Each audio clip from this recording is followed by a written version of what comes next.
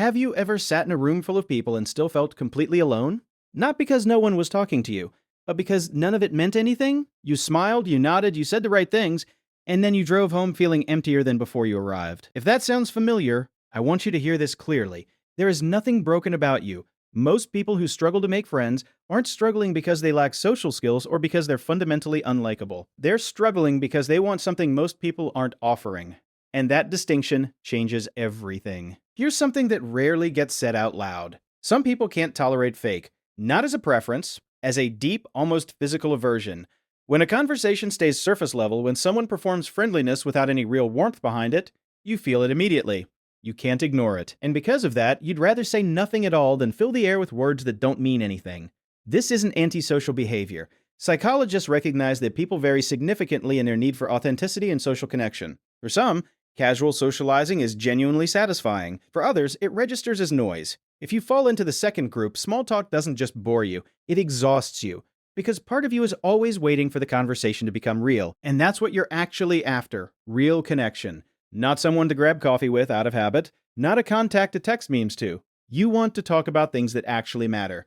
Fears, ideas, the quiet things people don't usually say. You want someone who gets you without you having to perform a version of yourself just to be accepted. That standard is harder to meet, which means you've probably gone long stretches feeling genuinely unseen, not because connection isn't possible for you, but because you refuse to settle for the version of it that leaves you feeling more alone. After social interactions, your mind doesn't just move on, you replay them. You analyze what you said, what they meant, whether that pause meant something, whether you came across the way you intended. This pattern, called post-event processing in psychology, is especially common in people with higher sensitivity and social anxiety. It's your brain trying to protect you by scanning for mistakes. But the side effect is that socializing never fully ends. It follows you home. This makes connection feel like more work than it does for other people. Not because you're worse at it, but because your nervous system is more involved in it. You've probably spent a lot of your life feeling like you don't quite fit. Not in a dramatic way, just a quiet, persistent sense that you're observing from a slight distance, that your references are different, your humor lands differently, your values don't line up with the default settings of the people around you. Psychologists sometimes describe this as feeling like an odd one out, a common experience among people who think more deeply or who simply developed a strong inner identity early on. This feeling isn't rejection, it's misalignment. And the difference matters, because misalignment is fixable. Rejection feels permanent. Part of what makes this easier to carry is that you don't actually need people the way some people do. Your independence isn't a defense mechanism. It's genuine. You're comfortable alone, you have interests, thoughts, and a rich internal life that sustains you. This self-sufficiency is a real strength, but it has a quiet cost. Because you don't feel desperate for connection, you rarely pursue it aggressively. You wait, you hope it finds you. And sometimes it doesn't. Then there's the history. Most people who are careful about trust didn't become that way randomly. Something taught them to be cautious. A friendship that ended badly, a confidence that got used against them, a pattern of reaching out and being let down. The armor makes sense. It was built for a reason. But armor doesn't distinguish between the people who hurt you and the people who won't. It keeps out both.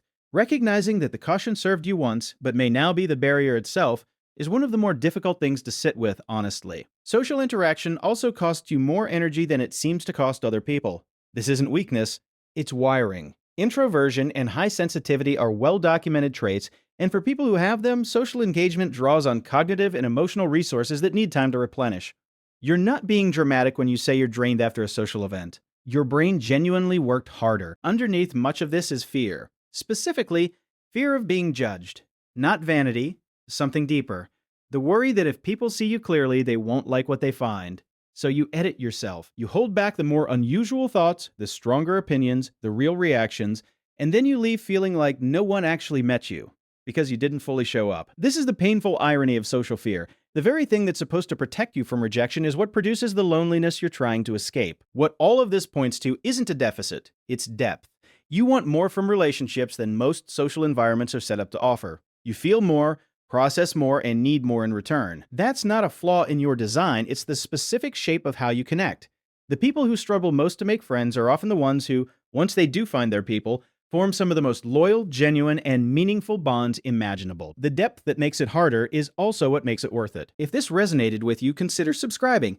This channel explores the psychology behind how people think, feel, and relate to the world. There's a lot more worth understanding about yourself, and we're just getting started.